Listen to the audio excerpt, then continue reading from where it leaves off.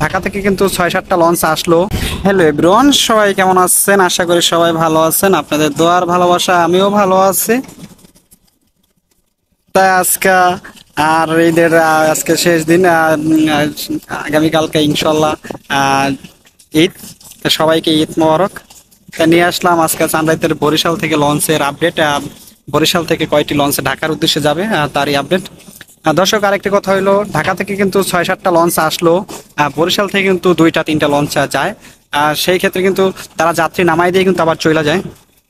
দেখতে পারতেছেন বরিশাল ঘাট থেকে ওপার কিন্তু একটি লঞ্চ অনেক দূরে কিন্তু দেখা যাইতেছে। ভালো মতন দেখায় না ক্যামেরায়। আজকে কিন্তু ঘাটে দুটো লঞ্চ দেখতে পারতাছি। প্রথমে আছে সুরভি 9। সুরভি 9-এর সাথে সাথে কিন্তু পাশাপাশি আরো একটি লঞ্চ আছে, মোট দুইটি লঞ্চ।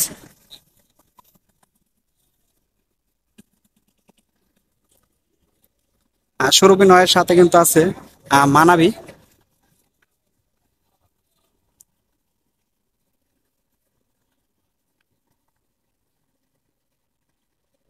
আছে মানাবি আর হলো সুরভি 9, এই দুইটি লঞ্চই বরিশাল ঘাটে আজকে আছে।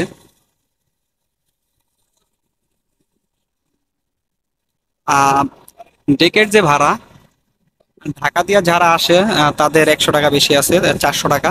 আর বরিশাল থেকে যে যায় সেই ভাড়াই আছে, আগের ভাড়াই 300 টাকা।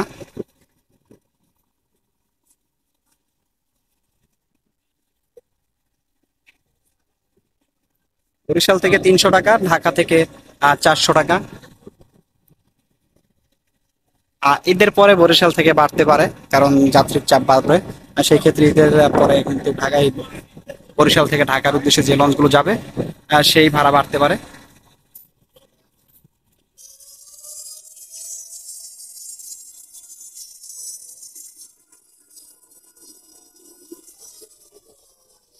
এই সাইডে হইলো বরিশাল থেকে ভোলার উদ্দেশ্যে যে লঞ্চগুলো যায়, একে একে কিন্তু ব্যাপক পরিমাণে লঞ্চ এখান থেকে যায় প্রতি ঘন্টায় নিত। এই ছিল আজকে বরিশাল লঞ্চঘাট থেকে লঞ্চের আপডেট। দর্শক, ভিডিও আমি এখানে শেষ করব। সবাই ভালো থাকবেন, সুস্থ থাকবেন, আল্লাহ হাফেজ। আর সবাইকে অগ্রিম ঈদ মোবারক। সবাই ভালো থাকবেন, আল্লাহ হাফেজ।